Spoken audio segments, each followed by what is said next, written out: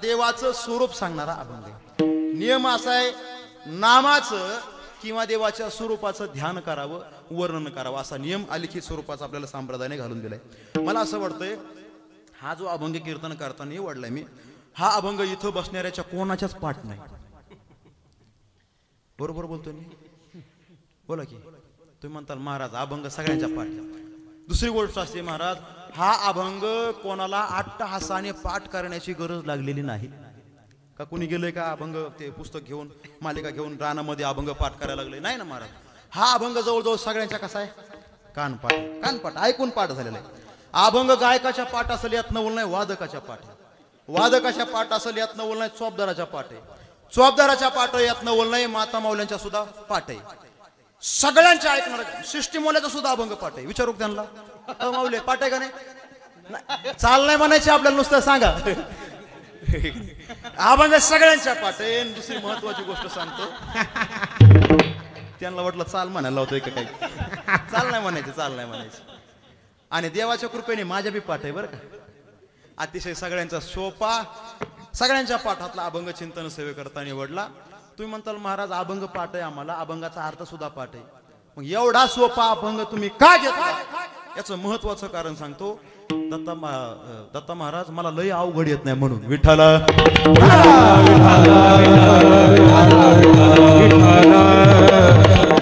सोपं सोपं सांगू पहिल्या दिवशी म्हणून सोपा अभंग घेतलाय.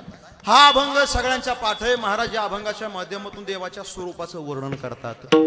का हो महाराज आम्हाला देवाचं स्वरूप माहिती नाही का? तुम्ही जो अभंग निवडलाय त्या अभंग सगळं आम्हाला माहिती, देवाचं स्वरूप सुद्धा आम्हाला माहिती. महाराज म्हणतात सुंदर ते ध्यान उभे विटेवरी कर कटावरी ठेवणी. आम्ही पंढरपूरला वारीला जातो, देव विटेवरती उभा आहे, त्याचे समचरण आहेत, सगळं आम्हाला माहिती. मग तुम्ही का टास केला? याचं अतिशय महत्वाचं कारण सांगतो. तुम्हा मला जो देवाचा परिचय आहे ना, तो सामान्य रूपाने, आणि संत जो परिचय करून देतात तो विशेष परिचय करून देतात. विठ्ठला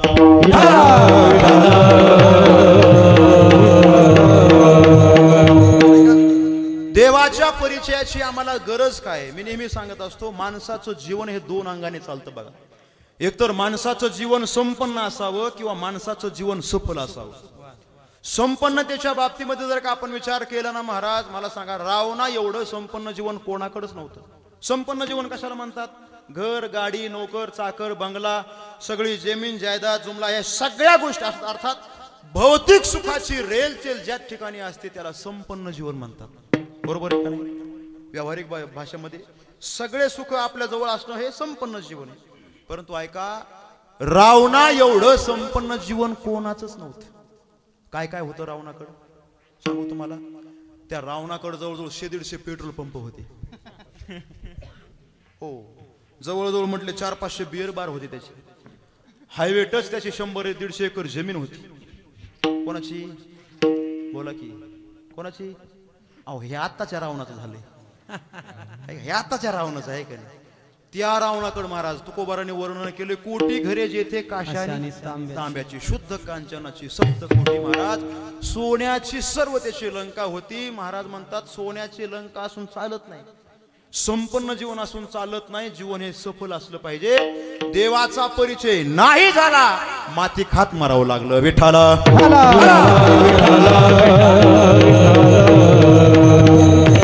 सांगते कबड्डी गेली नाही, नाही सांगते कबड्डी गेली नाही, सांगते कबड्डी गेली नाही, सांगते कबड्डी गेली नाही. तुका भणजाची संपदा भणजाची संपदा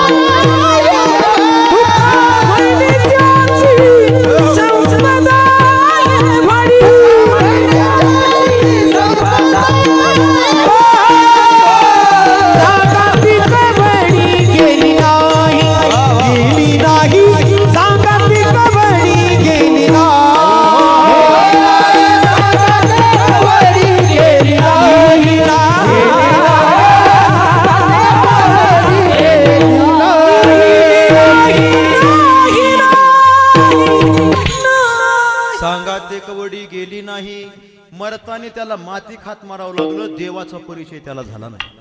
मुद्दा माझा असा आहे, जीवन संपन्न असून चालत नाही, ते सफल असलं पाहिजे. आणि जीवन सफल होतं फक्त आणि फक्त देवाच्या परिचयाने. तुका म्हणे जन्म आल्याचे सार्थक आणि विठ्ठलाची एक देखलिया. विश्वमौली ज्ञानेश्वर महाराज म्हणतात, माझा संसार सफल झाला. कशाने? देखिले पाय विठोबाचे आजी संसार सफल झाला गे माये. मग जीवन संपन्न असून चालत नाही तर कसं असलं पाहिजे बोला? सफल असलं पाहिजे. आणि जीवन सफल होतं फक्त आणि फक्त देवाच्या परिचयाने. म्हणून संत महात्म्यांनी आपल्याला देवाचा परिचय करून देण्याकरता अट्टहास केला. अनेक अभंग देवाच्या परिचयाचे आपल्याला पाहायला सापडतात. कधी देवाचा उत्तम परिचय करून देतात, कधी मध्यम परिचय करून देतात, कधी कनिष्ठ परिचय करून देतात. कशाला म्हणतात उत्तम परिचय, कशाला म्हणतात मध्यम परिचय, कशाला म्हणतात कनिष्ठ परिचय? अगदी सोपं सांगतो, स्वतःचा परिचय स्वतःच्या कर्तृत्वाने होणं याला उत्तम परिचय म्हणतात. आपला परिचय दुसऱ्याकडून होणं याला मध्यम परिचय म्हणतात. आणि आपला परिचय आपल्या बायकोकडून होणं याला कनिष्ठातील कनिष्ठ परिचय. वैकुंठवासी प्रातस्मरणीय मृदंग महर्षी पांडुरंग बाबा वैद्य बाबा पाठामध्ये एक श्लोक सांगायचे, म्हणायचे स्वतःचा परिचय स्वतःच्या कर्तृत्वाने झाला पाहिजे. बाबा श्लोक सांगायचे, उत्तमो आत्मनो ख्याता पितृख्याता च मध्यम शशुरो अधमो ख्याता आणि भार्या ख्याता च धमाधम. समजलं तुम्हाला? म्हणले हे कोण?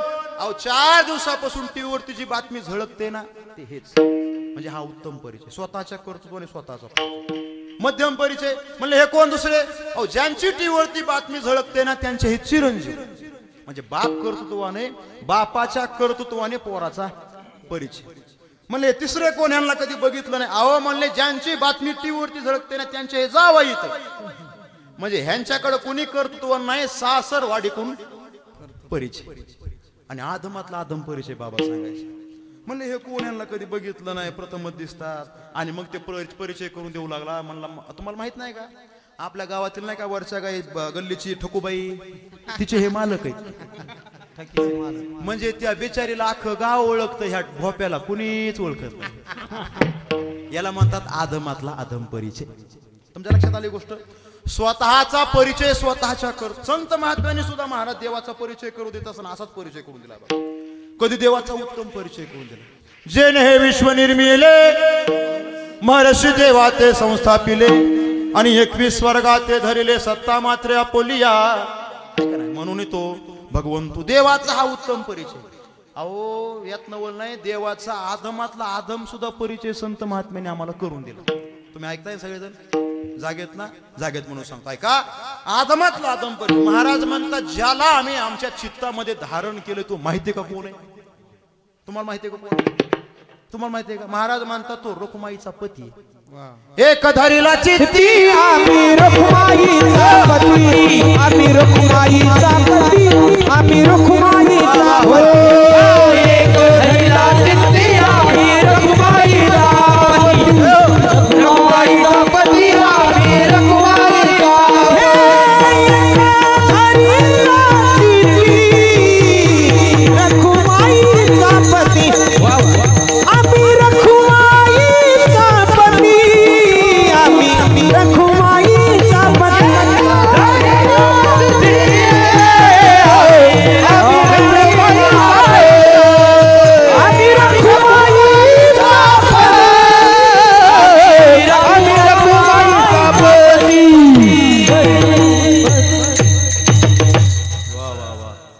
माझ्या पोटात हे यांच्या ओठात, हे जे ह्यांच्या ओठात हे यांच्या बोटात, आणि हे सगळे एका जागेवर आणायचं होतं तर हे तुमच्या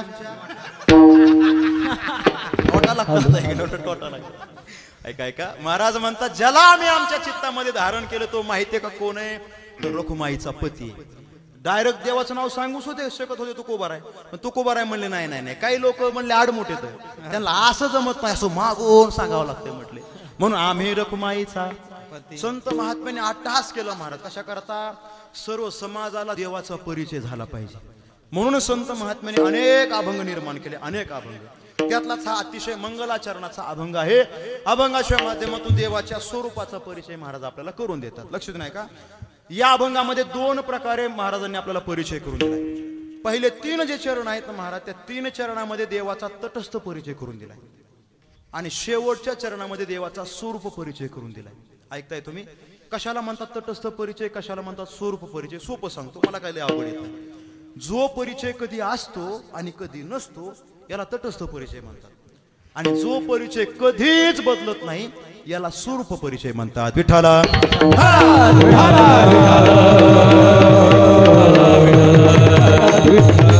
सरळ सांगून जातो, सरळ एकदम. महाराजांनी अभंगाच्या माध्यमातून वर्णन केलं, सुंदर ते ध्यान उभे विटेवरी. म्हणजे देव विटेवरती उभा आहे महाराज म्हणतात, परंतु देव कायम विटेवरती उभा नाही. तुळशी हारगळा काशे पितांबर आवडे निरंतर हेची ध्यान. देवाच्या गळ्यामध्ये काय? तुळशीच्या माळात, परंतु देवाच्या गळ्यामध्ये कायम तुळशीच्या माळा नाहीत, त्याच्या काशेला कायम पितांबर नाही. पुढचं बघा तुम्ही. मकर कुंडले तळपती श्रवणी कंठी कौस्तुभ मणी विराजित. देवाच्या कानामध्ये कायम मकर आकार कुंडल नाहीत आणि देवाच्या गळ्यामध्ये कायम कौस्तुभ मणी सुद्धा नाही. हा 3 चरणातला परिचय सांगितलेला हा तटस्थ परिचय सांगितला. आणि शेवटच्या चरणातला जो परिचय सांगितला ना, तुका म्हणे माझे हेची सर्व सुख. आता ऐका, हेची निश्चय केला महाराजांनी. तुका म्हणे माझे हेची सर्व सुख पाहिन श्रीमुख आवडीने. सर्व सुख म्हणजे देवापासून सुख आणि सुखापासून देव हा कधीच बाजूला जात नाहीत, याला म्हणतात स्वरूप परिचय. विठाला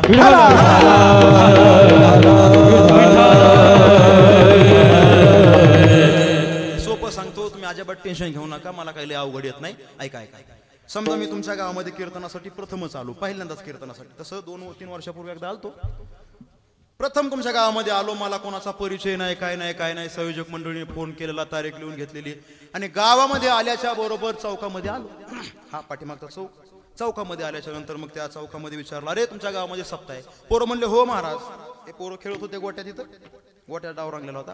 पोरं म्हणले हो महाराज. मी म्हणलं अरे मग मी आजचा कीर्तनकार आहे, एक काम करा, मला आपल्या गावातील आबा महाराज मिसाळ आहेत ना, त्यांच्या घरी जायचे, मला त्यांच्या घरी नेऊन सोडा.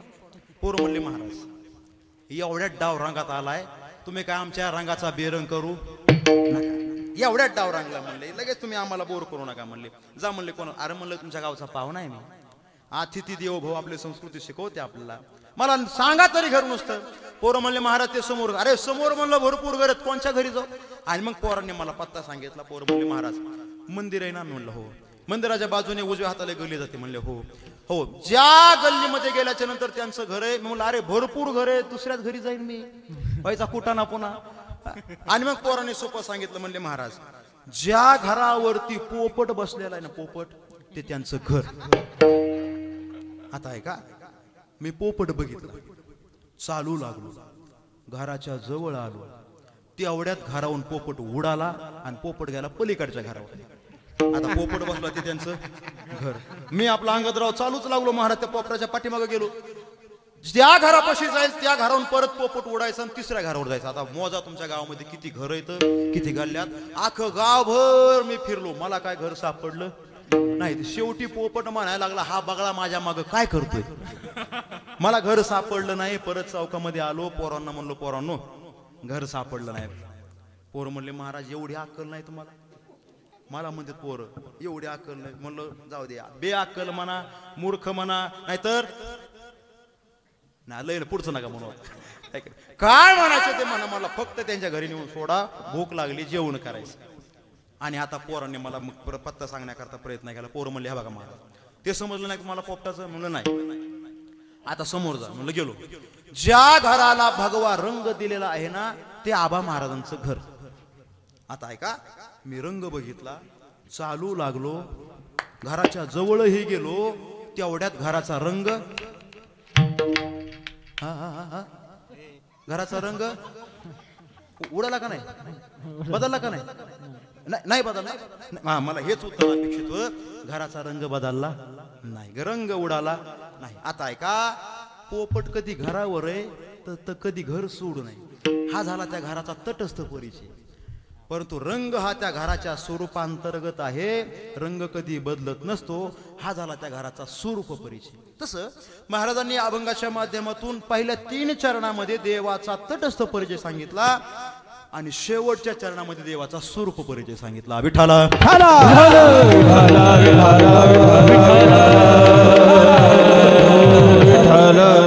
आणि मग तोच तटस्थ परिचय जगद्गुरु तुकोबाराय निवडलेल्या अभंगाच्या पहिल्या चरणात सांगतात. सुंदर ध्यान उभे विटेवारी, सुंदर ध्यान उभे विठेवर सुंदर ध्यान उभे विठेवर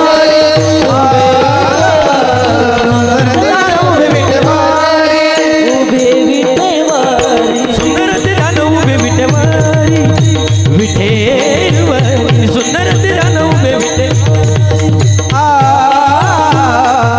सुंदर ध्यान उभे विठेवर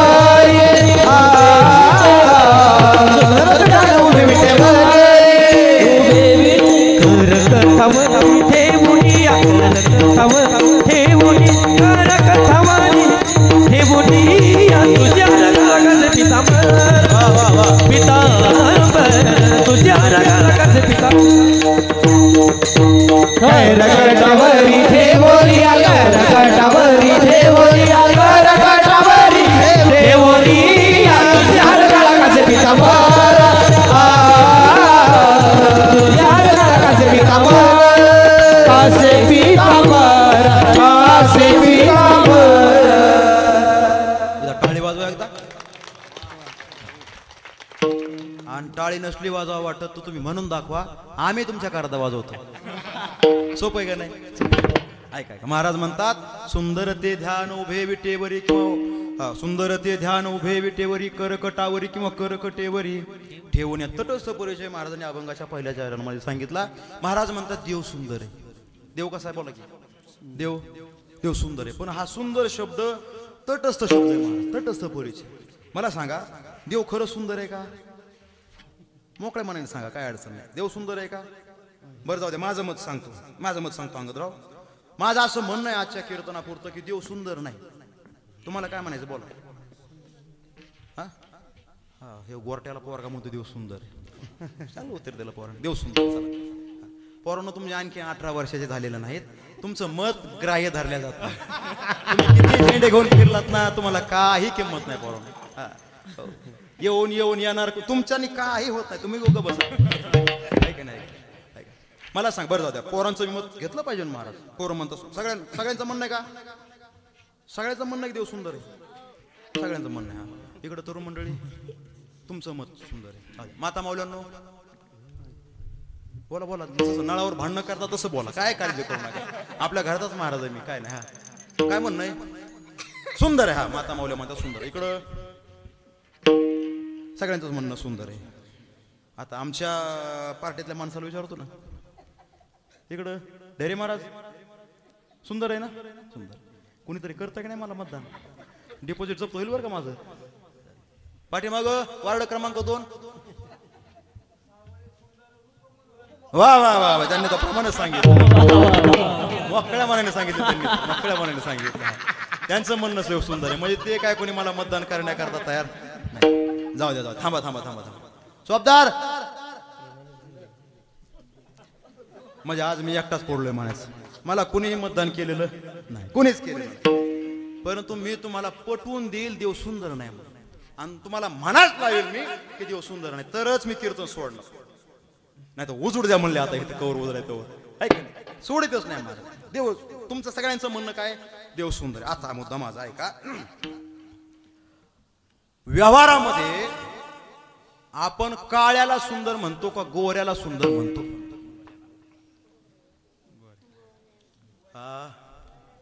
गोऱ्याला बर हा जो अभंग आपण कीर्तन करता निवडलाय या अभंगामध्ये ज्या देवाचं वर्णन केलंय तो देव काळा आहे का गोरा आहे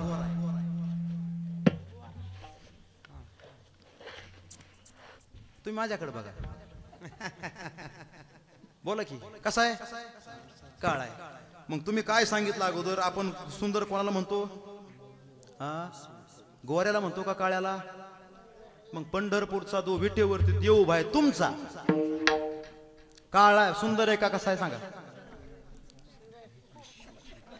काय झालं मतदानचा गेलं ना व्हायला तुमचं कोणतरी म्हणलं बघा काळा नाही तो सावळा आहे कोणतरी आता मला कोणतरी ऐकू आलं मला तो सावळा आहे मला एक सांगायचंय काळ म्हणता येत नाही म्हणून सावळं म्हणावं लागते आपण मुलगी बघायला गेलो मुलगा बघायला गेलो मग लोक येऊन आल्याच्या नंतर विचारतात कशी होती मुलगी कसा विचारल्याच्या नंतर म्हणतात कशी होती मुलगी कसा होता मुलगा माता मावली आहे, पुरुष मंडळी म्हणतात नाही नाही नाकी डोळी चांगलं आहे पण थोडासा कसा आहे, सावळा आहे. काळा म्हणता येत नाही म्हणून सावळा म्हणावं लागतं. मला सांगा काळ्याला सुंदर म्हणतोय का कोणी? आणि देव कसा आहे? मग आता काय करायचं बोला. येता का कोणी माझ्या पार्टीमध्ये? नाही का येत? बरं आणखीन तुम्हाला पटवून देतो, जाऊ द्या चला. तुम्हाला बोलता येत नाही फक्त खालून, पण तुमच्या मनातली भावना मी ओळखली. तुम्हाला काय म्हणायचं आहे का नाही? कारण सौंदर्य दोन अंगाने ओळखलं जातं बघा. सौंदर्य दोन मापाने मोपल्या जातं. एक रूपात्मक सौंदर्य आणि दुसरं गुणात्मक सौंदर्य. हेच म्हणायचं तुम्हाला. गुण जर काय चांगले असतील तर त्याला सुंदर म्हटलं जाते. अंगदरा बरोबर आहे का नाही? बरोबर. एकदम सोपं सांगतो, लक्ष देऊ नका. ए पोरांनो शांत बसा. का जाऊ मी? नाही तसं सांगा. जाऊ का मी? नाही जाऊ का? मग बोलू नका, थांबा. दोन अंगाने सौंदर्य हे मोजल्या जातं. एक रूपात्मक सौंदर्य आणि दुसरं गुणात्मक सौंदर्य. सोपं सांगतो. काय झालं, बाप पोराची सोयरी करून आला. जुन्या काळाचा दृष्टांत. बाप पोराची सोयरी करून आला. पोरगा घरीच होता आणि बापाने पोराला सांगितलं, बाळ्या तुझं लग्न जमून आलं. बाळ्या म्हणला, बाबा मी पोरगीच बघितली नाही, तुम्ही कसं काय माझं लगेच लग्न जमवलं? बाप म्हणला, काळजी करू नको, तुला फोटो आणलाय दाखवण्याकरता. पोराने त्या बापाने खिशामध्ये हात घातला, फोटो काढला आणि पोराला दाखवला. दिसला का? दिसला का? इकडं दिसला का? टाळकरी ठेवू का मग आता खिशामध्ये? खिशामध्ये फोटो ठेवला. पोराने फोटो बघितला आणि मुलगी थोडी सावळी होती. आता तुमच्या भाषेमध्ये, आता मला काय काळी म्हणता येणार नाही. मुलगी थोडी सावळी होती. पोरगा म्हणला, एवढ्या काळ्या मुली बरोबर मी लग्न करणार नाही, म्हणजे करणार नाही. बापाचा पारा चढला. बाप म्हणला, बाप म्हणला, बाळ्या मी शब्द देऊन आलो, शब्द देऊन. बाळ्या म्हणला, तुमचा शब्द गेला कुठं? खड्ड्यात. खड्ड्यात. तुमच्याकडे बी खड्ड्यात जातोय, मला वाटलं आमच्याकडे जातो काय खड्ड्यात. तुमचा शब्द गेला खड्ड्यात. तिकडे कोणतरी म्हणलं तुमचा गेला चुलीमध्ये. शब्द म्हणले आहे का? जिकडे जायचं तिकडे जाऊ द्या. शब्द गेला खड्ड्यामध्ये. मी लग्न करणार नाही सांगितलं पोराने. बापाला राग आला. बाप म्हणला, अरे तू सुशिक्षित बेकार आहेस. 100 रुपये रोजाने तुला सुद्धा कोणी ठेवणार नाही. पोरगी महिन्याला 1 लाख रुपये कमवते. IT मध्ये पोरगी. का बस वाढू पगार बस का? नाही सहन बी झाला पाहिजे महाराज. लोकांना सहन होत नाही कधी कधी. लय आवड काम आहे. एका म्हातारीला 50 लाखाची लॉटरी लागली. गावातल्या सगळ्या लोकांना माहित झालं 50 लाखाची लॉटरी लागली म्हणून. अख्खं गाव म्हणलं म्हातारीला लॉटरी लागली. पण म्हातारीला समजलं म्हातारी जाईन मरून. मग आमच्यासारख्या शहाण्या महाराजाकडे माणसं गेली. म्हणले, महाराज तुम्ही लय गावगावी लोकांना पटवून सांगतात, म्हातारीला समजून सांगा म्हातारी मिली नाही पाहिजे. गेला महाराज. म्हातारीला म्हणलं, म्हातारी तिकीट खरेदी केलंस, तुला जर काय 50 लाखाची, तुला जर काय 10 लाखाची लॉटरी लागली तर? ते म्हणले, काय नाही मी 4 धाम यात्रा करीन. 20 लाखाची लागली तर मोठं माऊंद करीन. 50 लाखाची लागली तर? म्हातारीला राग आला. म्हातारी म्हणले, अर्धे तुला दे. बघता काय महाराजच मी आला. म्हणून म्हणलं सहन झालं पाहिजे. ऐका 1 लाख रुपये पोरगी महिन्याला कमवते. आणि आता ऐका, मग बाळ्याने डोकं खाजवायला सुरुवात केली. उगाच नाही, अर्धा तास जाऊ दिला. अर्ध्या तासानंतर हातामध्ये पाण्याचा तांब्या घेतला. बापाचा राग थोडा शांत होऊ दिला. बापाकडे गेला आणि बापाच्या हातामध्ये तांब्या दिल्याच्या नंतर म्हणला, बाबा तुम्ही शब्द दिलाय ना, घेऊ उरकून. म्हणले, मला मुद्दा सांगायचा आहे. 2 अंगाने सौंदर्य मोजले जातं. पहिलं रूपात्मक सौंदर्य. आणि रूप जरी चांगलं नसेल, त्याचे गुण जर काय चांगले असतील तर ते सुद्धा गुण रूपामध्ये, त्या सौंदर्यामध्ये मोजल्या जातात. दुसरं गुणात्मक सौंदर्य. मग तुमच्या मनातली भावना मी ओळखली. तुमचं म्हणणं असं आहे, देव आमचा देव काळा असा नका, पण त्याचे गुण चांगले आहे का नाही? बरोबर आहे का नाही? गुण चांगलेच म्हणून आम्ही त्याला सुंदर म्हणतो. आता तुमच्या देवाचे गुण सांगतो. होय, ह्यांच्या देवाचे गुण सांगावं लागतील का नाही? तुमच्या देवाचे एवढे भारी गुण आहेत, एवढे भारी गुण आहेत, एवढे भारी गुण आहेत. देवाचा सगळ्यात मोठा गुण असा आहे, तो चोऱ्या करतो आणि चोऱ्या करून त्याचं पोट भरतं. विठ्ठल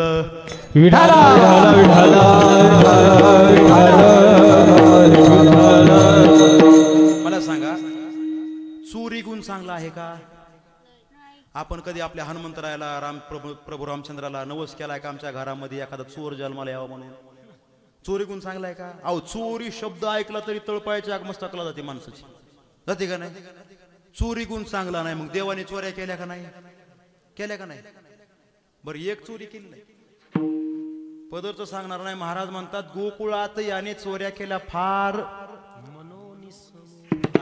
फार चोऱ्या केल्या, एक चोरी केली नाही. अहो नामदेव महाराज तर म्हणतात ऐसा पुराण प्रसिद्ध चोर विश्वनामाचा तारा.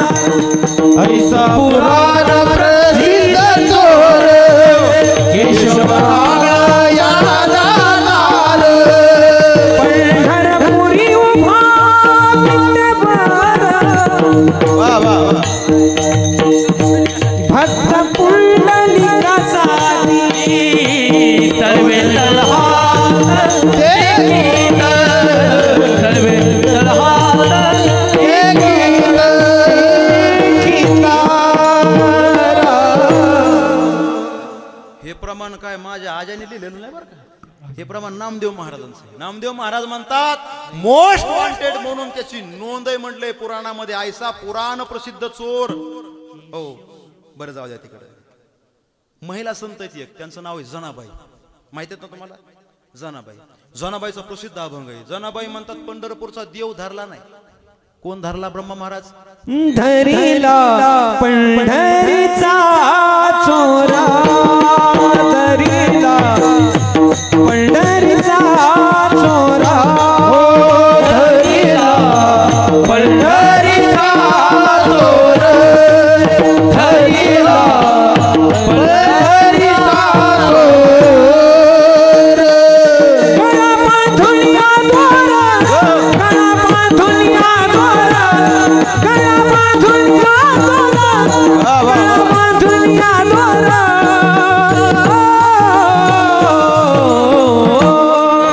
धरिला पंढरीचा चोर, धरिला पंढरीचा चोर. धरिला धरिला हे कोणाचं प्रमाण आहे? जनाबाईचं प्रमाण आहे ना महाराज. आहे कोण धरलाय? देव धरला नाही म्हणल्या. पडधरीचा धरीला पंढरीचा चोर. चोर धरलाय चोर. मला सांगा चोरी गुण चांगलाय का? तुम्ही म्हणलात ना देवाचे गुण चांगलेत म्हणून. देवाचे गुण चांगले नाहीत महाराज. बरं जाऊ द्या, चोरी जाऊ द्या. हा खोटं सुद्धा बोलतो. माती खाल्ली होती याने. बळीराम दादा आईला सांगत होता याने माती खाल्ली, पण काय म्हणला? आई गाई आई खाल्ली रे माती, आई गाई नाही खाल्ली रे माती, आई गाई नाही खाल्ली रे माती, आई गाई नाही खाल्ली रे माती. बळीराम दादा हो बळीराम दादा, बळीराम दादा हो बळीराम दादा. बळीराम दादा खोट बोलतो, खोट बोलतो बळीराम. बळीराम दादा खोट बोलतो, खोट बोलतो बळीराम दादा. खूप भांड घेतो माझ्यावरी. आई आई आई आई ग आई नाही खाल्ली रे आई ग आई नाही खाल्ली रे माती, आई ग आई नाही खाल्ली रे माती.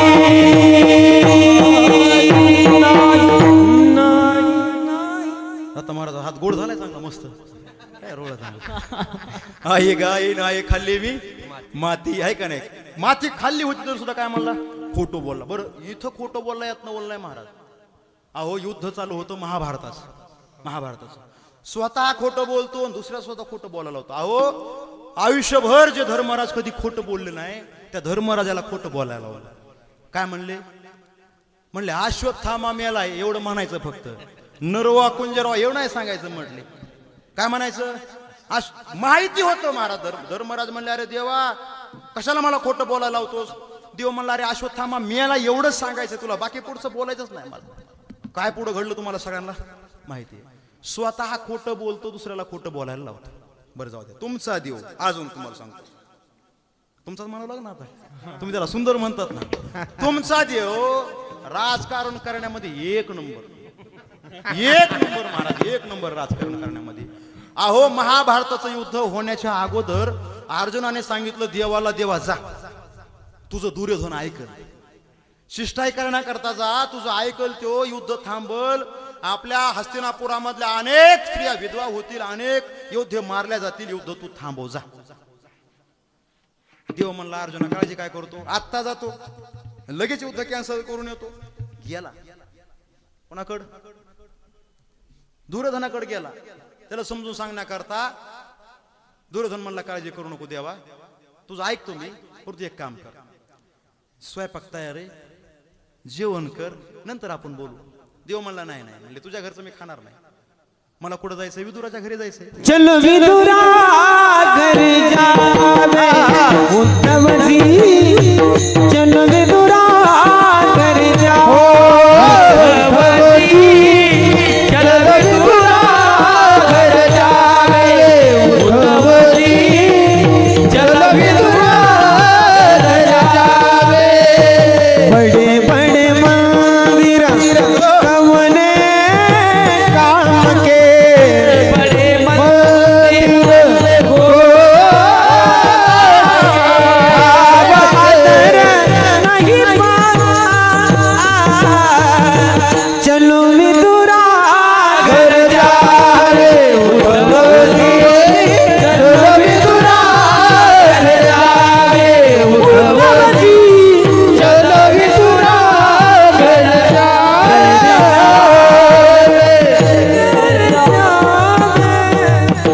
मला सांगा, एखाद्या घरी एखाद्या गावामध्ये आपण पाहुणे म्हणून गेलो, समजा एखाद्या व्यक्तीकडे गेलो, आपण त्याचे पाहुणे, आपण त्याच्याकडे जायचं का अख्खं गाव हिंडायचं? बोला की.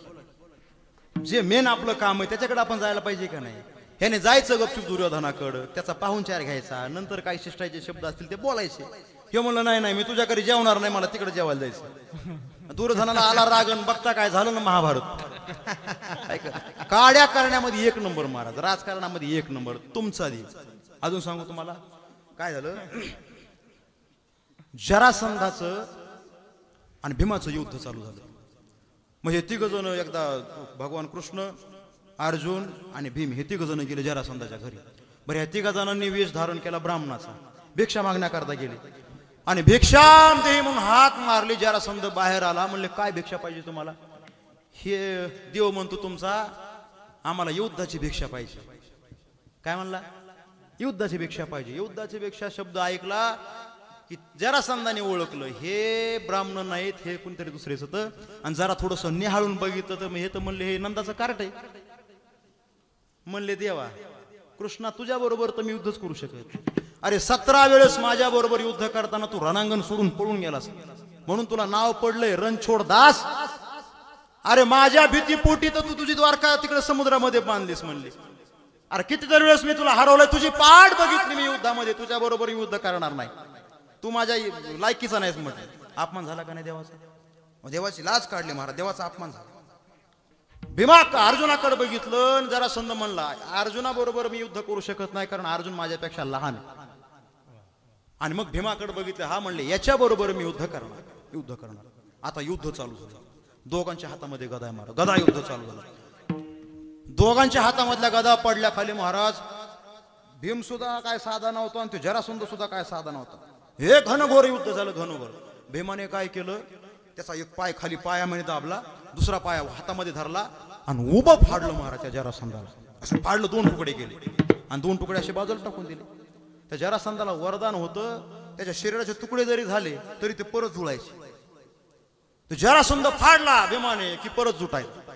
असं 5-6 वेळेस झाल्याच्या नंतर कृष्णाने ओळखलं याला आशीर्वाद दिलेला आहे, याला आशीर्वाद आहे. मग काय करायचं? नियम असा सांगतो युद्धामधला की 2 योद्धे युद्ध करत असताना 3ऱ्या योद्ध्यामध्ये शस्त्र घेऊन जायचं तर नाहीच, पण मध्ये बोलायचं सुद्धा नसतं. हा नियम आहे महाराज शास्त्राचा. मला सांगा, इथं काही काड्या करायची गरज आहे त्याला? काहीच गरज नाही महाराज. त्याने काय केलं, एक गवताची काडी घेतली आणि भीमाला हाक मारली, भीमा इकडे बघ, इकडे बघ, इकडे बघ. अशी काडी घेतली, त्या काडीचे 2 तुकडे केले आणि एक काडी इकडे टाकली आणि एक काडी इकडे टाकली. काय गरज आहे काड्या करायची? काहीच गरज नाही महाराज. भीमाने तेच केलं, त्याला फाडलं, एक भाग इकडे टाकला, एक भाग इकडे टाकला, जरासंध मेला.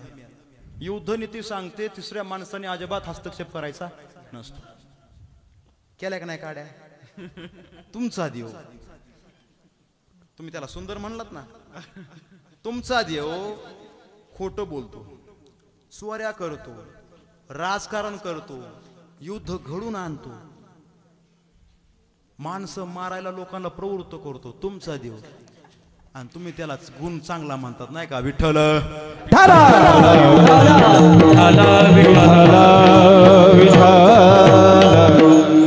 येते का नाही कोणी माझ्या मतदारसंघामध्ये मतदानामध्ये मला करतं का नाही हा करा राव एक तरी मतदान फोडू द्या मला म्हणजे तुम्ही अजिबात मत पालटायला तयार नाही येतं कोणी का देऊ राजीनामा नाही तुम्ही पक्के दिसत बरं का तुम्ही तत्वनिष्ठ दिसत आहात कुणीही बदललं नाही आता जाऊ द्या तिकडं मीच माझ्या विरोधी पक्षपदाचा राजीनामा देतो आणि आता तुमच्यामध्ये येऊ का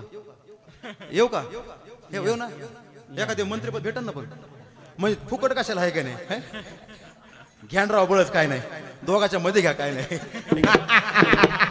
घ्या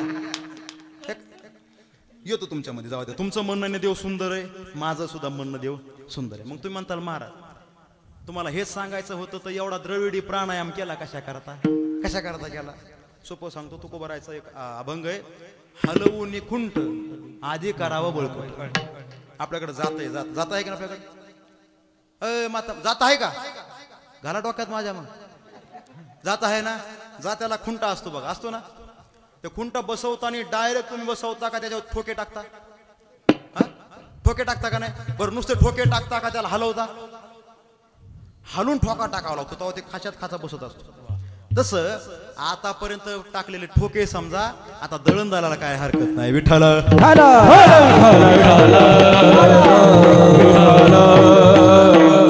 तुकोबारायचं हे म्हणणं देव सुंदर आहे माझं हे म्हणणं देव सुंदर आहे तुम्हा आम्हा सर्वांचं म्हणणं देव सुंदर आहे मग महाराज देव तुम्ही सांगितलं देवाचा चोरी गुण चांगला नाही देवाचा चोरी गुण चांगला नाही पण देवाने चोरी करत असताना केली कशाची चित्त चोरी येले नंदाची किंवा हरीने माझे हरीने चित्त आहे का नाही देवाने चोरत असताना लोणी चोरलं दूध लोणी म्हणजे काय महाराज म्हणतात मृदू सबाय नवनीत आणि तैसे सज्जनाचे चित्त साधूचं गोपिकांचं सगळ्यांचं चित्त चोरण्याचं काम देवाने केलं म्हणून देवाचा चोरी गुण चांगला आहे विठ्ठला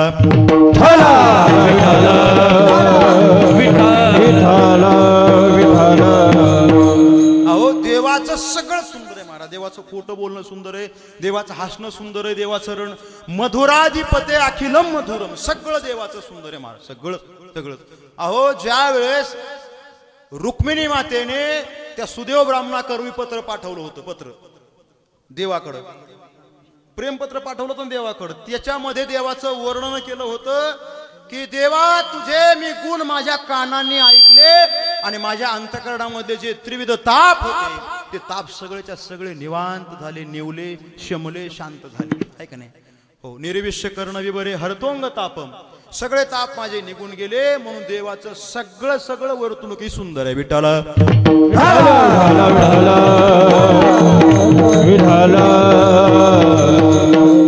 काय असतं परंतु कधी कधी सौंदर्य हे देशतः कालतः बदलत असतं वस्तुतः सौंदर्य बदलतं देशतः सौंदर्य बदलतं कालतः सौंदर्य बदलतं हो सगळ्याला सगळे सुंदर वाटत नाही एकाला एक सुंदर वाटत नाही की एकाला सगळे सुंदर वाटत देशतः सौंदर्य बदलतं महाराज आपण नेपाळ देश बघितला नेपाळ आपल्याकडे बघा ते रगी बिगी विकणारे लोक येत असतात स्वेटर वगैरे त्यांचे ते नाही का त्यांच्याकडे सुंदर कोणाला म्हणतात सगळ्यात जास्त ज्याच्या नाकाहून रेल्वेचं चाक गेले त्याला सगळ्यात सुंदर म्हणतात ते बसक्या नाकाचे लोक असतात ना तिकडचे नेपाळ मधले हो आपल्याकडे कोणाला सुंदर म्हणतात ज्याचं नाक सरळ आहे काय म्हणतात नाकी डोळी नीटच आहे का नाही तिकडचे वेगळं सौंदर्य आपल्याकडचं सौंदर्य वेगळे महाराज देशतः वस्तुतः कालतः सौंदर्य बदलतं जसं वय माणसाचं वाढतं महाराज तसं सौंदर्य माणसाचं बदलतं आहे का नाही बारीक पोरग असलं 1-1.5 वर्षाचं की म्हणतात बाळू इकडे रे एक पप्पी दे दिवस बाळू जर काय 90 वर्षात झाल्यावर याला मध्ये मंदिरात नेऊन सोडा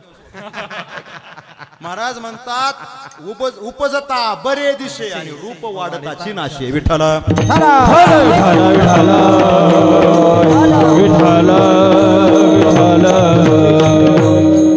परंतु देवाचं सौंदर्य तसं नाही महाराज देवाचं सौंदर्य सर्व काळामध्ये समान सौंदर्य महाराज समान सौंदर्य एक उदाहरण सांगतो छोटस रामायणामधलं काय झालं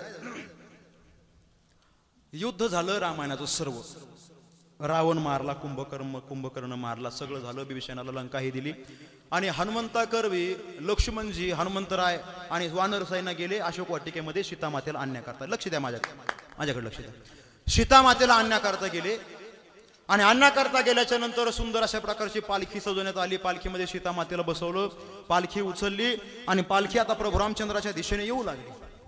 वानर सैन्य जे सोबत आलेलं होतं ना, ते वानर सैन्य चर्चा करू लागलं की देवा, हे सगळे आपापले चर्चा सुरू झाली. म्हणले जिच्या करता एवढा नरसंहार झाला, एवढे आपले वानर मेलेत, राक्षस मेलेत, हा रावण सुद्धा मेलाय, ती नेमकी किती सुंदर आहे हे बघितलं पाहिजे ना आपण. किती सुंदर आहे बघितलं पाहिजे. आता आहे का, त्यांनी काय केलं महाराज, मग काय करायचं म्हणले, काय नाही, सीतेचं सौंदर्य बघायचं, सीतेचं दर्शन करायचं ना, उडी मारायची, पालखीचा पडदा बाजूला सरकवायचा आणि सीता मातेचं दर्शन करायचं. सगळे वानर एक एक वानर यायचं, उडी मारायचं, पडदा बाजूला करायचं, सीता मातेचं दर्शन करायचं. तुम्हाला जायचं सगळ्यांना एकदाच जायचं, सगळ्या एकदाच जा, नाही तर मी जातो. नाही बसा बसा बसा, ऐक, लक्ष देऊन ऐका, विक्षेप कीर्तनामध्ये व्हायला नाही पाहिजे. तुम्हाला सांगतो, इथलं दुःख इथल्या माणसाला माहिती असतं. एक तर आठवावं लागतं आणि पुन्हा ते तुम्हाला पाठवावी लागतं. कोणी भेटलं आडमुठ तर त्याला काटवावी लागते. लय आवड काम असते, म्हणून विक्षेप करू नका, लक्ष देऊन ऐका. विठ्ठला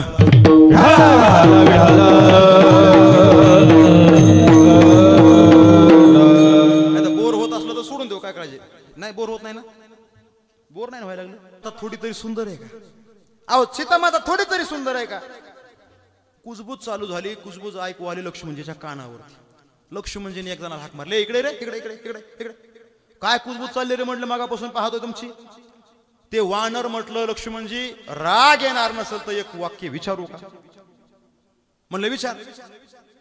अहो म्हणले, जिला आपण पालखीमध्ये बसून आणलंय ती सीता माताच आहे का. लक्ष्मणजी म्हणले, अरे वेडा झाला काय, हा प्रश्नची गेला वाया. सीता माता 100% सीता माता. मी काय सीता मातेला ओळखत नाही काय, 14 वर्ष सेवा केली, तीच आहे सीता माताच आहे. ते वानर म्हणलं काय नाही, मग असंच विचारलं. लक्ष्मणजीने विचारलं, नेमकं काय म्हणायचंय काय तुला. ते वानर भीत भीतच म्हणलं, लक्ष्मणजी अहो सीता माता थोडी तरी सुंदर आहे.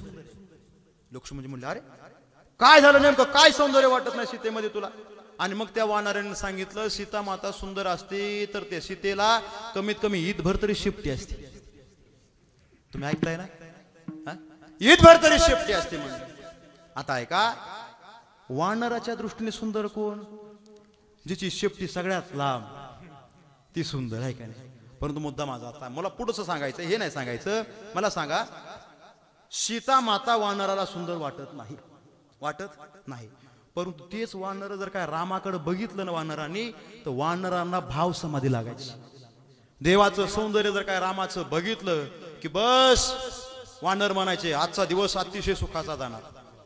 युद्ध करण्याकरता जात असताना अगोदर सगळे वानर रामाचा चेहरा बघायचे, रामाचं दर्शन करायचे आणि नंतर युद्धाला जायचे. वानराला राम सुंदर वाटतोय, सीता माता सुंदर वाटत नाही. का वाटत नाही, कारण देवाचं सौंदर्य कधीच बदलत नाही. विठ्ठल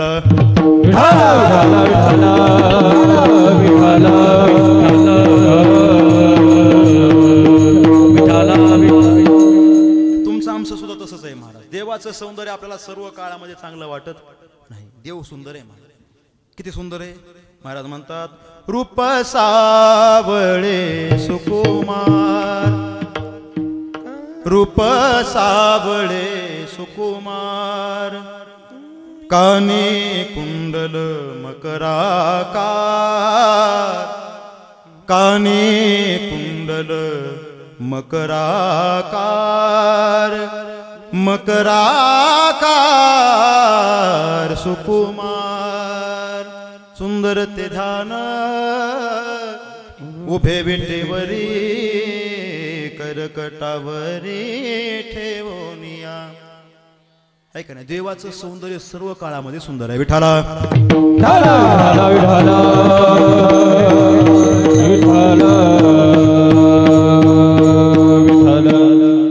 काय झालंय, आपल्याला देवाचं सौंदर्य का दिसत नाही याचं महत्वाचं कारण सांगतो. आपल्याला भौतिक सौंदर्य निहाळण्याची सवय लागल्यामुळे देव सुंदर वाटत. काय झालं, लक्ष देऊन ऐका. बिरबल आणि अकबर दोघ जण नगरामध्ये फिरत होते. नगरामध्ये दोघ जण फिरत होते. सगळं सौंदर्य बघितलं, फुलं झाडं हे सगळं बघितल्याच्या नंतर अकबराने बिरबलाला प्रश्न विचारला. अकबर म्हणला, अरे किती सौंदर्य आपल्या नगराचं, किती सुंदर आहे नगर. एक काम कर म्हणले बिरबला, उद्या सकाळी आपल्या नगरामधलं सगळ्यात सुंदर बाळ घेऊन ये. तुम्ही ऐकताय ना? ऐकताय तुम्ही सगळे का सोडायचं कीर्तन? लक्ष नाही. सगळ्यात सुंदर बाळ घेऊन ये. बिरबल म्हणला काय अडचण नाही महाराज, घेऊन येतो उद्या. सकाळी दरबार भरला, बिरबलाने स्नान केलं, पूजा वगैरे आटोपली आणि गल्लीमध्ये फिरायला लागला. गल्लीमध्ये बिरबल फिरायला लागला. सुंदर बाळ न्यायचं दरबारामध्ये. आणि झालं असं नेमकं महाराज, एक बाळ दिसलं त्याला सुंदर बिरबलाला. एवढं सुंदर बाळ होतं, एवढं सुंदर बाळ होतं, काळं कुळकुळीत बाळ, त्याची ढेरी वाढलेली, अंगामध्ये कपडे नाहीत. सकाळी सकाळी ते त्याच्या हातामध्ये भगुन आहे महाराज चहाचं, काळं झर झालेलं भगुन, त्याच्यामध्ये चहा, तो चहा गाळलेला नाही, त्याच्यामध्ये ते तोस खाते, बिस्किट खाते, ब्रेड खाते, पाव खाते, सगळा राडा केलेला त्या पोराने, सगळं अंगावर सांडलेलं. बरं त्याच्या नाकातून गंगा यमुना वाहत्यात. त्या गंगा यमुना तिथं थांबल्या नव्हत्या, खाली ब्रह्मगिरी होता, ब्रह्मगिरीपर्यंत आलेल्या होत्या महाराज. बरं ते ब्रह्मगिरीवर बी साधा नव्हता, कुंभमेळा भरल्यासारख्या सगळ्या माशाच त्याच्या पोटावर होत्या. भरपूर सगळं माशामध्ये पोरग आहे का पोरामध्ये माशात हेच मेळ लागत नव्हता. एवढं घाण बाळ त्या बिरबलाला दिसलं आणि बिरबलाने पोरग उचललं, कडीला घेतलं आणि डायरेक्ट दरबारामध्ये घेऊन गेला. ते राजाने मस्त सकाळी सकाळी आंघोळ केलेली, अत्तर वगैरे लावलेलं, मुकुट वगैरे चढवलेला, दरबार भरलेला, सगळी माणसं बसलेली, मंत्रिमंडळ बसलेलं. बिरबल धावत धावत धावत डायरेक्ट दरबारामध्ये गेला, वरती चढला आसनावरती आणि ते पोरग राजाच्या मांडीवरती मांडून दिलं. पोरग बघितल्याबरोबर महाराज अकबराला राग आला. बादशाह म्हणला, ए मूर्खा, हे कसं आणलंच बाळ एवढं घाल. त्याने सांगितलं, महाराज अहो तुम्हीच तर म्हटले होते सुंदर बाळ घेऊन या म्हणून आणलंय. अरे म्हणले याला दुसरं कोणीतरी सुंदर म्हणाल का? कोण याला सुंदर म्हणणार आहे? बिरबल म्हटला, याला सुंदर म्हणणारे सुद्धा आणखीन भरपूर जण आहेत. राजाने सांगितलं, तुझ्या बाजूने जर काय कोणी साक्ष दिली नाही ना, तुला फासावरती दे. म्हणले बिंदास फासावरती द्या, एक तरी साक्षीदार मी गोळा करणार. आणि मग राजाने सांगितलं, कोण याला सुंदर म्हणतंय, कोण सुंदर म्हणतंय? बिरबलाने काय केलं, हाक मारली, पाठीमागच्या, ओ बाईसाहेब, ओ मागच्या, हा तुमच्या मागच्या, तुमच्या, हा मागच्या, हा या पुढे, या येऊ द्या आजी, थोडं बाजूला सारखा, येऊ द्या. आल्या एवढ्या. आणि त्या बाईला पुढे बोलवलं. मागं बघू नका, दृष्टांतातलं चाललंय. बाई पुढे आली आणि बिरबलाने विचारलं, बाई साहेब हे बाळ कसं आहे? आणि त्या बाईने सांगण्याकरता सुरुवात केली. बाई म्हणली, माझं बाळ ना सोन्याचा उंड आहे. माझ्या बाळासारखं सुंदर बाळ या त्रिभुवनामध्ये कुणीच नाही, कुणाचंच बाळ सुंदर नाही. कोण असेल त्याची? ती मावशी, आत्या होय? कोण? बरचुलती? कोण?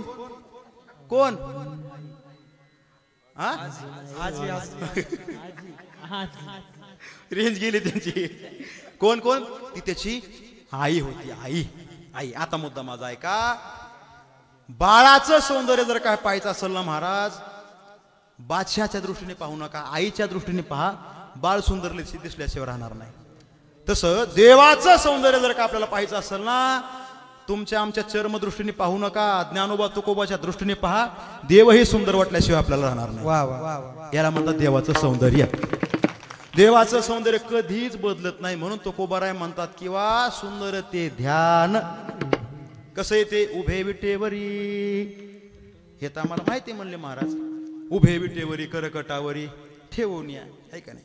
आता सुंदर शब्द झाला, आता उभे विटेवरी. का विटेवरती उभा आहे माहिती आहे का तुम्हाला? कारण देव संत महात्मे सामान्य रूपाने आपल्याला परिचय, संत महात्मे विशेष परिचय करून देतात. विशेष देव विटेवरती उभा आहे. का उभा आहे?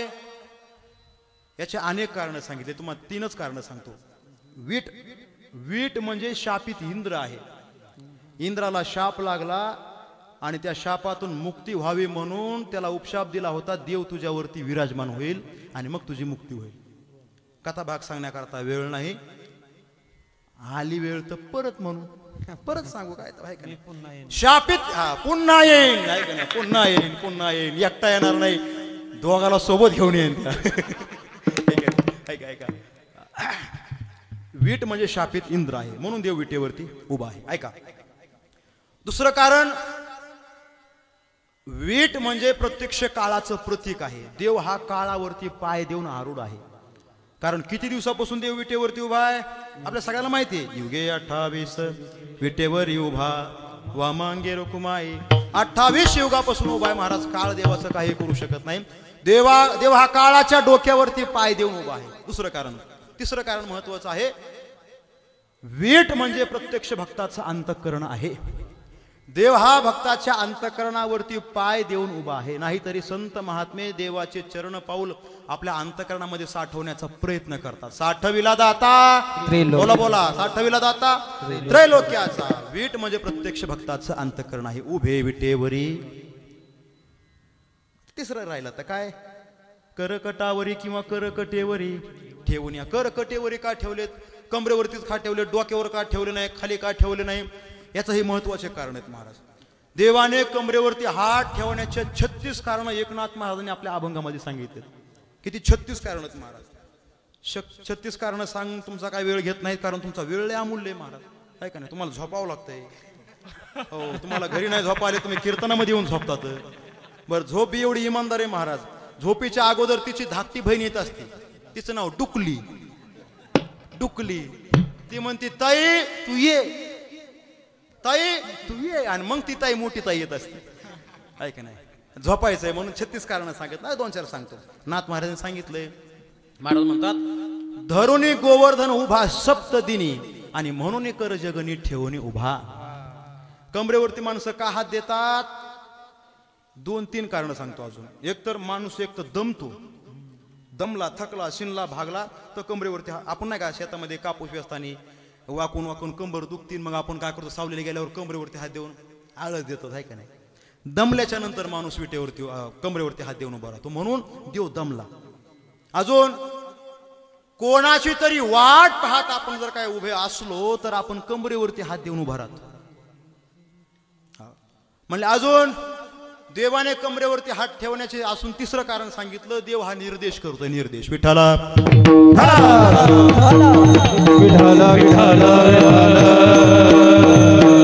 थोडा वेळ शिल्लक राहिला. 2-4 तास राहिले तर बळबळ करू नका. 2-4 तास म्हणजे 8 तास. ऐका कमरेवरती हात का दिलेत. महाराज म्हणतात धरुणी गोवर्धन उभा सप्तदिनी म्हणून कर जगनी ठेवून उभा. 7 दिवसापर्यंत त्याने आपल्या करंगळीवरती गोवर्धन धारण केला म्हणून तो दमला आणि मग त्याने कमरेवरती हात दिले. अजून म्हणले अर्जुनाचे रथी श्रमला जगजेठी म्हणून कर जगनी ठेवून उभा. अर्जुनाचं सारथ्य करता करता देव दमला शिनला भागला म्हणून त्याने कमरेवरती हात दिले. अजून म्हणले पांडवांच्या राजसूय यज्ञामध्ये त्याने असंख्य ब्राह्मणांचे साधूंचे संतांचे पाय धुतले. त्या राजसूय यज्ञामध्ये त्याने पत्रवळ्या उचलल्या म्हणले म्हणून त्याची कंबर दुखायला लागली म्हणून त्याने कमरेवरती हात दिला. किती कारण सांगू अजून. अनेक कारण आहेत महाराज. अनेक. आणखी एक छोटंसं कारण सांगू का. काय झालं. देव लहान होता. लहान 1.5-2 वर्षाचा होता. 1.5-2 वर्षाचा. आई मस्त मंथन करत होती. मंथन आईकडे जायचं. आईला म्हणायचं आई मला लोणी खायला दे. लोणी खायला दे. आई म्हणायची अजून तू लहान आहेस तुला लोणी पाचणार नाही तू सरक बाजूला. त्याला रागच आला महाराज. रागच आला. आईला आतमध्ये जाऊ दिलं. उखळ होतं. उखळ. उखळावर उभा राहिला. काठी घेतली आणि वरचं लोण्याचं मडकं फोडलं. आईने बघितलं. आईला राग आला. आई धावत धावत बाहेर आली. आई म्हणली अरे एवढं सोनायच म्हणले 1.5-2 वर्षाचा आत्ताच एवढं कुठं नाही करायला मोठा झाल्यावर काय करते. राग आला. शिक्षा करावी म्हणून आईने काय केलं म्हणले तुझीही चूक आहे आणि उखळाने तुला सहकार्य केलं आणि उखळाची बी चूक आहे. मग आईने काय केलं देवाला उखळाला बांधून टाकलं महाराज. उखळाला बांधलं. त्याला राग आला. म्हणले अरे ही सगळी प्रॉपर्टी माझीच आहे ना आई मला उखळाला बांधते. राग आला. रागाच्या भरामध्ये उखळ ओढत ओढत ओढत ओढत ओढत दारामध्ये आणलं. अंगणामध्ये 2 वृक्ष होते विमला अर्जुन नावाचे. माहिती ना तुम्हाला कथा बघा ऐकला तुम्ही. हे निघलं महाराज बाहेर. हे लहान होतं पण ते उखळ असं आडवं झालं. उखळ अडकलं. याने जोराचा झटका मारला दत्ता महाराज. झटका मारल्याबरोबर महाराज ते 2ही वृक्ष उन्मळूनच पडले. चक्रीवार आल्यासारखं. बरं उन्मळून जे पडले ते पडले कुठं माहिती तुम्हाला. हा कुठं आमल्यामध्ये. आमल्यात नाही. वाहेगावमध्ये बी नाही. खेरड्यात बी नाही. कुठंच नाही पडले. लिंगशात ताजाबात नाही पडले. ते पडले ह्याच्या कमरामध्ये. ह्याच्या कमरावर पडले. झाड कमरामध्ये पडल्यामुळे ह्याच्या मनक्यात पडला गॅप आणि मग तेव्हापासून हे कमरेवरती हात देऊन उभा म्हणलं आग आय कंबर दुखत. अहो हे खरंच हे कारण आलंय महाराज त्या अभंगामध्ये. विठ्ठल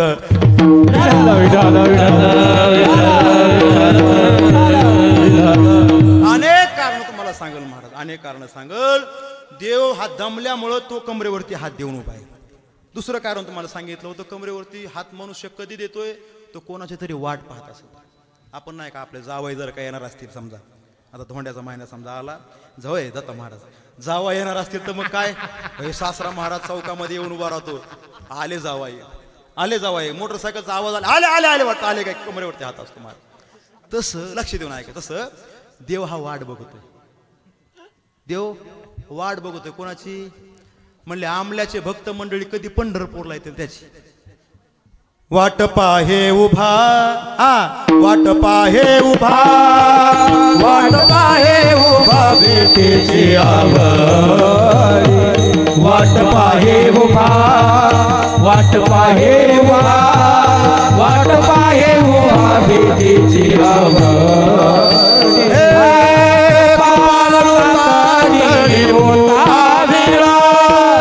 कृपाळू तातडी होता वेळा,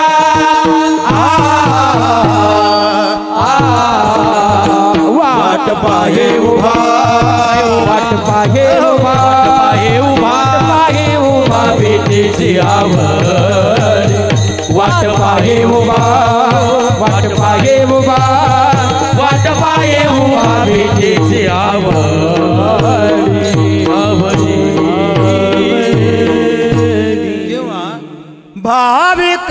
भाविकासाठी उभा विठू कैवल्याचा गाभा, हे विठू कैवल्याचा गाभा उभा, भाविकासाठी उभा, भाविकासाठी, भाविकाची वाट पाहत देव उभा आहे, म्हणून देवाने कमरेवरती हात ठेवले. विठाला विठाला विठाला विठाला. काय वेळ संपत आली, लक्ष देऊन ऐका. तुम्ही मला गाऊनच द्यायना म्हणून मोकळं गायलं मी. ऐका ऐका, देवाचे अनेक कारण तुम्हाला सांगून जाईल. आता तिसरं महत्वाचं कारण सांगायचं राहिलं. देव हा कमरेवरती हात देऊन आपल्याला निर्देश करतोय. म्हणतोय काय, भवसागरामधलं जे पाणी आहे ना, म्हणतो फक्त कमरे एवढं आहे, तुम्ही माझ्याकडे पहा, या पाण्यामध्ये उड्या मारा, तुम्ही सहजपणे तरून जाल. भवसागर तरता कार्य करीतसा चिंता, आणि पहिलं उभा दाता कटीकर ठेवून त्याचे पायी घाला मिठी, मोलने गे जग जेठी, आणि भावा एकासाठी खांद्यावा आहे आपोलिया. महाराज म्हणतात देव निर्देश करतोय. आचार्य वर्णन करतात, प्रमाणम भवाब्देरी धम्मा मकाना नितंबकराभ्यां तोमेन तस्मात् विधातुरवसत्तयत तो नाभे घोष परब्रह्मलिंगम भजे पांडुरंगम. ऐका नाही, देव हा कमरेवरती हात देऊन उभा आहे, तो लोकांना सांगतोय पाणी फक्त कमरे एवढं आहे. असंख्य कारण तुम्हाला सांगू शकतो. वेळ आपला संपत आलाय, माझ्याकडे फक्त आता 1 तास शिल्लक राहिलं. 1 तास राहिले फक्त. एकदा मोठ्या प्रेमाने ज्याचं वर्णन आपण सौंदर्य ऐकलं ना, मोठ्या प्रेमाने एकदा त्याचं भजन करायचं. हात वरती करा बरं, बघू द्या बरं. आमल्यातल्या लोकांना हात आहेत का? आहेत का हात? आमल्यातल्या लोकांना हात आहेत का? आहेत का? चांगले 2-2 हात आहेत ना, आहे का? वाट्यावरचे आहेत का? सगळे बसलेले आहेत ना? राहू द्या असेच, मी चहा पिऊन येतो. आता जोरदार भजन. रखुमाये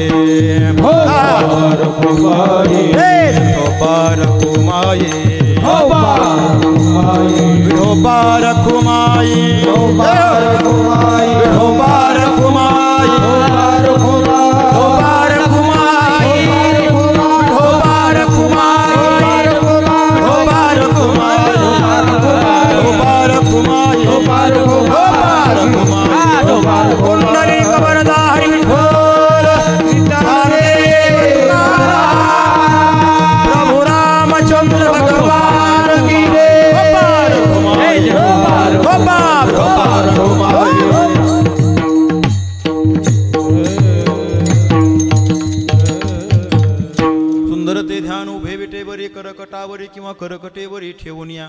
पहिल्या चरणाचा अभंग आपण भावार्थ पाहण्याचा प्रयत्न केला. आणखी 3 चरण शिल्लक आहेत. भेटला वेळ तर नंतर पुढच्या वर्षी किंवा त्याच्या पुढच्या वर्षी किंवा त्याच्या पुढच्या वर्षी किंवा त्याच्या पुढच्या वर्षी तर मी कुठंच गेलो नाही, मी इथंच आहे. नाही काय नाही, अतिशय भावनेने आणि श्रद्धेने हा प्रभू रामचंद्राचा जन्मोत्सव आपण आपल्या गावामध्ये समापन करत आहोत. म्हणजे सगळ्यांच्या चरणावरती सेवा समर्पित करतो. आणि खरं म्हणजे आज माझं भाग्य आहे की पहिल्या दिवसाची कीर्तन सेवा करण्याची या ठिकाणी मला संधी मिळाली. उपस्थित सर्वच टाळकरी गुणीजन महाराज मंडळी अतिशय गोड तुम्ही साथ केली. तुमच्या सर्वांच्या चरणावरती वंदन करतो. सगळेच आता गावातील तरुण मंडळी आहेत, ज्येष्ठ श्रेष्ठ गावातील मंडळी आहेत, कुणी बाहेर बसले काय बघा. हा नामसप्ताह आपल्या सर्वांचा असतो आणि सगळेजण एकत्रित आले तरच उत्सवाला आनंद असतो. मला असं वाटतंय वैयक्तिक जर काय कोणाचा कार्यक्रम घरामध्ये असेल, लग्न कार्य काही असं नाही, तिथं प्रत्येकाला बोलावं लागतं तेव्हा लोक येतात. धर्ममंडप एवढाच आहे महाराज, इथं कोणालाही बोलवल्या जात नाही.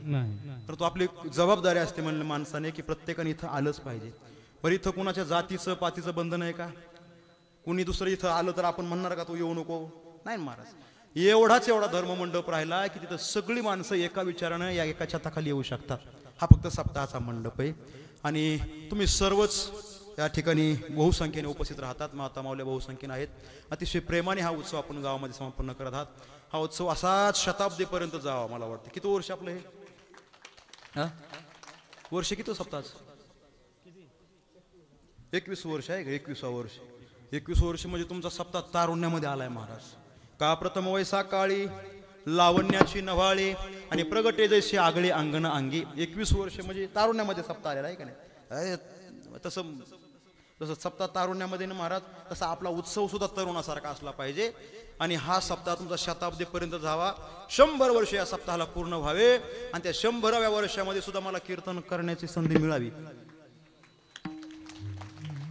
नुसतं टाळ्या वाजून चालणार नाही, तुम्ही सगळेजण पाहिजेत. हो बर का फेट्यावाले तुम्ही सगळे थांबताना हो म्हणा, देऊन येणार नाही 100 वर्ष अजून, काळजी करू नका. काय झालेली सेवा देवाच्या चरणावरती अर्पण करतो. आमचे अमोल जे आहेत अतिशय गोड दत्ता महाराजांनी पतंगाची साथ केली, आमचे संतोष महाराजांनी सगळ्यांना वंदन करून याच ठिकाणी आता आता काय आता सुरुवात करायची का? ज्ञानेश्वर माऊली ज्ञानेश्वर माऊली